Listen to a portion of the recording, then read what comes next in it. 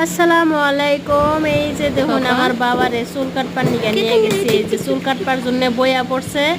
আর যখন চুল কাটি তখন মা ও বাপ দুইজনই সামনে নাকবো। এই যে দেখুন বাবা বইয়া পড়ছে। এই যে আপনারা দেখুন জানি আমার বাবা শান্তভাবে ভালো করে চুল চুল কাটে আনি। মেলা সময় লাগে, লাহে লাহে সুন্দর করে চুল কাটে নিয়ে এসছি। আর চুল কাটার পরে পুরা লুক বাবার কেমন দেখা যায় তারিখে ভিডিওতে দেখা মন নেব। আপনারা অপেক্ষায় থাকুন জানি। এই দেখুন আগে পাশে আর মা বাপ থাকুন লাগে, একজনকে ছাড়া আরেকজনকে না দেখলে পরে মাথায় ভিউ করে যায়।